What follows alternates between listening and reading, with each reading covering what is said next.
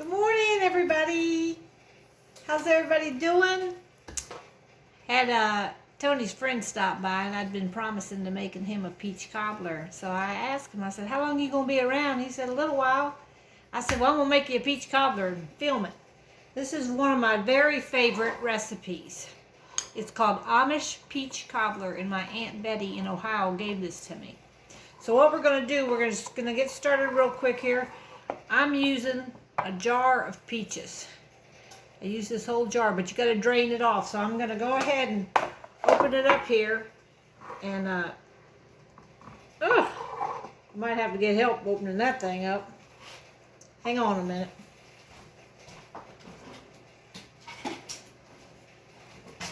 If I can open it with this thing.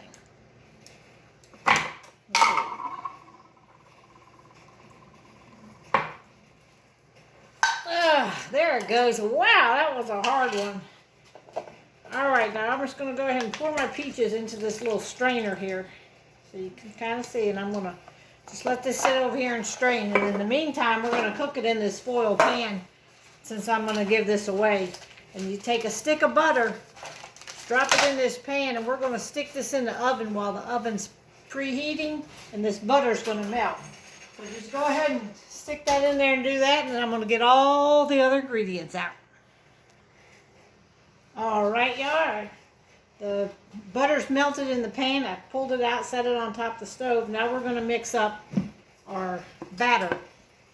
You're going to need 1 cup of all-purpose flour,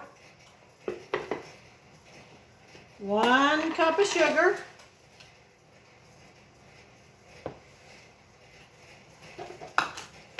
2 tablespoons of baking powder. Y'all, this is a really good cobbler recipe. Okay, here we go. 1, 2, and you can use any kind of fruit you want. My favorite is the peach, and if you use peach, it's going to have cinnamon sugar on top of it. But if you was to use blueberry or apple or something like that, you might not want to put the cinnamon, you know, if you're doing blueberry or blackberry cobbler or something like that. Alright, and then to this, we're going to put 2/3 cup of milk. So that was 1 cup of flour, 1 cup of sugar, 2 tablespoons of baking powder, and 2/3 cup of milk. And it's going to make like a batter. You'll see here in a minute. You're just going to mix this up real quickly there. And it doesn't matter if it's lumpy or anything. You're just going to mix this batter to mix it up a little bit like this. All off the sides, get it mixed up good. Alright, there's that. Now we have our pan here that I melted the butter in. This 1 stick of butter is melted in the bottom of this pan. Just sit it there like that. You're not going to stir anything, but you're going to take this mixture that we just mixed up, and we're just going to pour it right on top of that butter. And we're not going to mix it in with the butter or anything. We're just pouring this into the pan. You don't mix anything up. You just pour it in there like that. Kind of see that? Just pour all that batter down in there. Like that. And then we're going to take our peaches. Now we got our peaches here draining. I've drained them in this little thing. And if these were kind of big peaches, so I'm going to cut them into littler pieces. I've cut most of them already, but I wanted to show you. If it's a big old piece, I'd cut it in 3 or 4 tiny pieces. Then you're going to take these little pieces and just drop them all over. Like that. And if you run into a big one, see I missed cutting that one. So just cut that and throw it in here.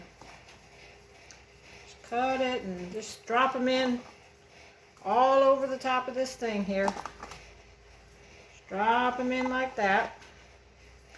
This is a really easy recipe. I'm going to drop all these in like this. Like I said, it's my favorite cobbler recipe, and it's so simple. Alright, here we go. We got them all dropped in there now. Now we're going to take a 1/2 cup of sugar. 1/2 cup there. We're just going to sprinkle that sugar all over the top of that.